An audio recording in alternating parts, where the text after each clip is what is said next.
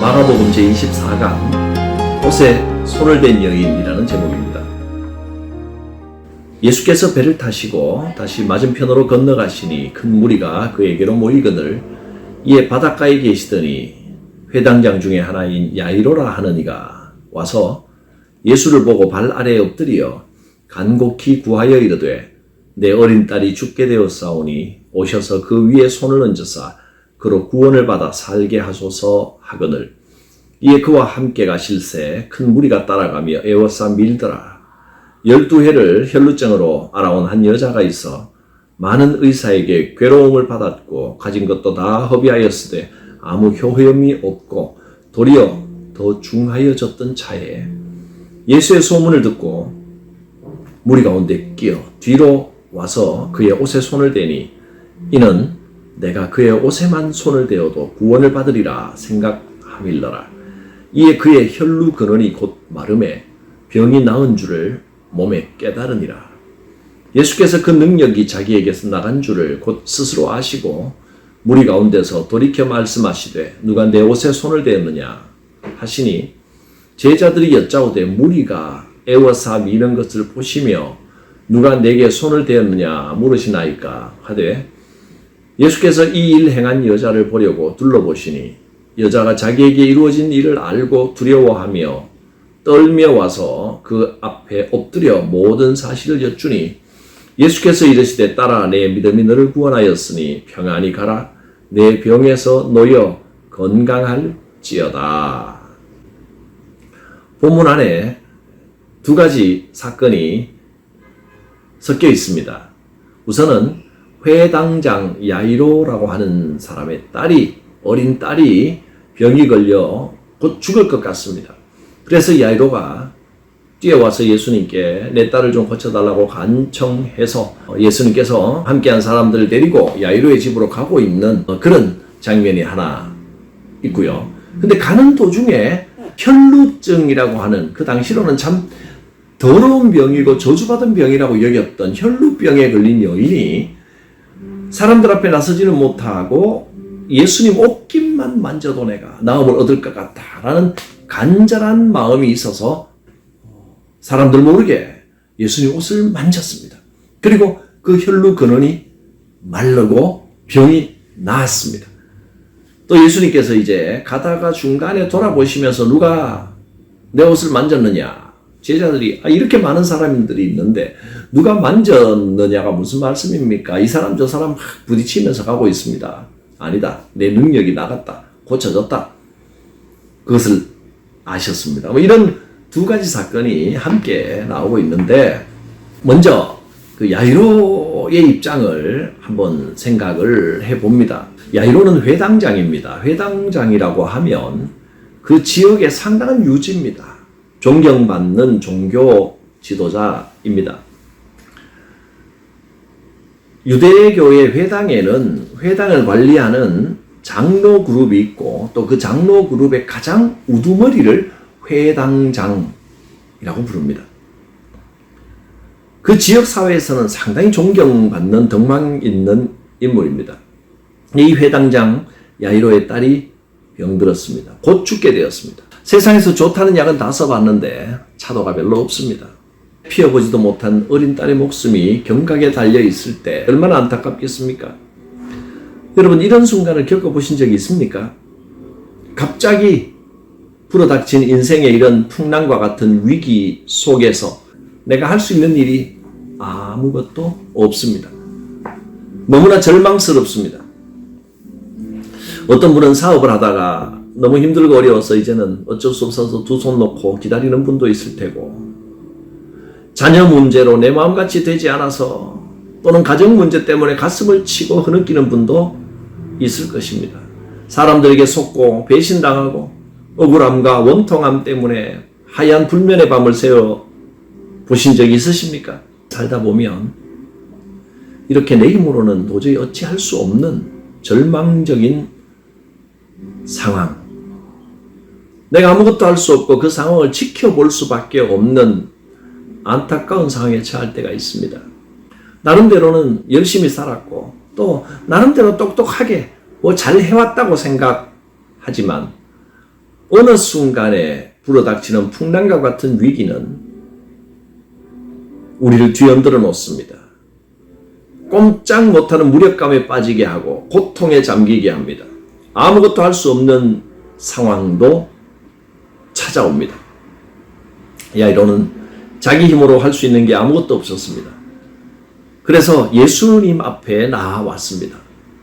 부르짖어 간구했습니다. 그가 할 수 있는 것은 예수님 도와주십시오. 부르짖어 간구하는 것밖에 없었습니다. 신분이고 체면이고 다 벗어 던졌습니다. 체면불구하고 그냥 예수님의 발 앞에 꿇어 엎드려 간곡하게 요청했습니다. 이것저것 따지지 않고 자신의 문제를 주님 앞에 내어놓고 주님 도와주십시오. 도와주십시오. 위기의 순간에 우리는 주님 앞에 이렇게 무릎 꿇고 기도해야 합니다. 우리가 참으로 응답받고 은혜 받기 위해서는 자기 것을 내려놓을 줄 알아야 합니다. 신분 따지고 체면 따지고 이런저런 거 다 따지고서는 응답받을 수 없습니다. 사람이 정말 죽느냐 사느냐 기로에 이 위기 상황에 놓이면 체면이 무슨 상관이 있겠습니까? 지금 야이로의 딸은 죽어가는데 그동안 공부한 자기의 지식이 딸을 살릴 수가 있습니까? 해박한 율법 지식이 무슨 소용이 있겠습니까? 남들에게 쌓아 올린 체면이 그 딸을 살릴 수 있습니까? 다 소용없습니다. 회당장 야이로에게는 이제 예수님밖에 소망이 없었습니다. 예수님, 제 딸에게 오셔서 그 손을 얹어주시고 살게 해주십시오. 예수님만이 해답입니다. 예수님만이 딸을 살릴 수 있고 예수님만이 우리의 인생의 이 위기에서 건져주실 수 있습니다. 예수님께서는 야이로의 청을 승낙하시고 그의 집으로 함께 가십니다. 함께 가는 동안에 큰 무리가 예수님을 따랐습니다. 아마도 야이로가 회당장이기 때문에 그 당시에 명망이 있고 사람들에게 알려진 인물이라서 이 사건은 더 많은 사람들의 관심을 끌었을 것입니다. 수많은 사람들이 밀고 밀리며 큰 군중들이 야이로의 집을 향해 가는 예수님과 동행하여 가고 있었습니다. 그런데 가는 도중에 생각지도 못한 사건에 부딪히게 됩니다. 딸의 병이 워낙 위중해서 지금 한시가 급한데 12해를 12년을 혈루증으로 앓던 한 여인의 사건이 일어납니다. 군중들 속에서 한 여인이 예수님의 옷깃에 손을 댔습니다. 근데 주님께서 누가 손을 댔느냐 하고 돌아보셨습니다. 그리고 주님과 그 여인의 대화가 시작됐습니다. 지금 한시가 급한데 회당장 야이로의 마음은 얼마나 속이 타겠습니까? 그 와중에 예수님은 이 혈루병 여인을 찾고 네가 내 몸에 손을 댔느냐 내 옷에 손을 댔느냐 물으시고 내 능력이 빠져나갔다 하시면서 이런저런 대화를 나누십니다.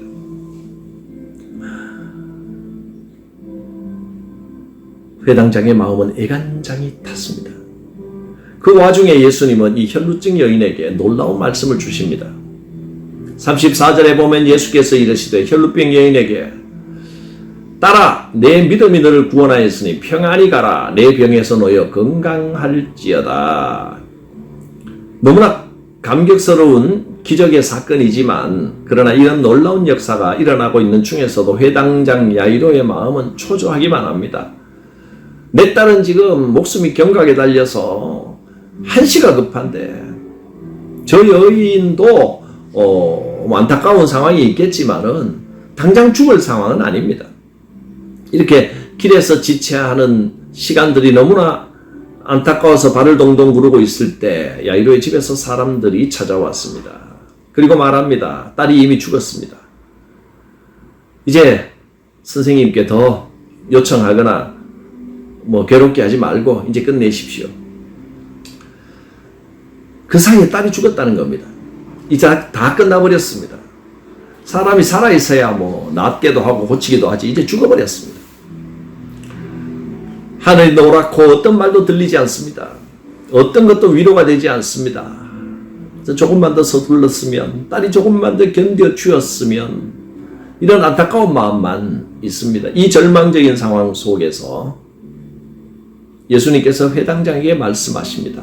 두려워하지 말고 믿기만 하라. 두려워하지 말고 믿기만 하라. 다 끝나버렸는데 이제 또 뭘 더 믿으라는 겁니까? 뭘 두려워하지 말라고 하신 겁니까? 이미 사람들이 보기에 상황은 다 끝났습니다. 자, 그러나 여러분, 오늘 이 말씀을 통하여 기억하십시오. 예수님이 끝났다고 하기 전에는 끝난 것이 아닙니다. 주님은 지금도 소망을 가지라고 말씀하십니다. 사람들의 생각에는 다 끝난 것 같지만 끝난 것이 아니다. 주님이 도와주십니다. 소망을 가지십시오. 다시 회복될 수 있습니다. 새롭게 살아날 수 있습니다. 회당장 야이로는 주님의 이 한마디에 원망도 버리고 절망도 버리고 다시 힘을 얻어서 예수님을 집에까지 모시고 안내합니다. 이것이 믿음입니다. 가장 어렵고 힘들고 절망적인 순간에도 예수님을 신뢰하는 것입니다. 예수님이 오늘 우리에게 말씀하십니다. 끝난 것이 아니다. 두려워 말고 믿기만 하라. 이제 가자. 그 문제가 있는 현장으로, 그 집으로 가자. 예수님을 모시고 여러분의 삶으로 안내하십시오. 주님이 도착하면 상황이 달라집니다. 주님은 그 옷깃만 만져도 능력이 발휘되고 12회를 혈루증으로 앓던 여인을 고치시는 권능의 주님이십니다. 주님에게 못할 일이 없습니다. 능히 회복시키십니다. 이제 회당장 야이로의 집에 도착해서 그 딸을 고치시는 장면은 다음 주에 계속해서 살펴보겠습니다. 오늘의 메시지를 명심하십시오. 두려워하지 말고 믿기만 하라. 주님을 신뢰하면 얼마든지 회복될 수 있음을 믿습니다. 하나님, 우리의 삶에 때로는 원치 않고 생각지 못했던 풍랑이 불어오고 위기의 상황을 만나지만 그러나 살아계신 주님께 나아가 이 모든 상황을 고백하고 문제를 주님께 맡길 때 해결하여 주실 줄 믿습니다. 절망하지 않겠습니다. 좌절하지 않겠습니다. 두려워하지 말고 믿기만 하라는 주님의 말씀을 의지합니다. 주여 우리를 회복시키소서, 새롭게 하여 주시옵소서. 이 어려운 상황에서 건져주시고 회복시켜 주실 줄 믿습니다. 예수님의 이름으로 기도드립니다.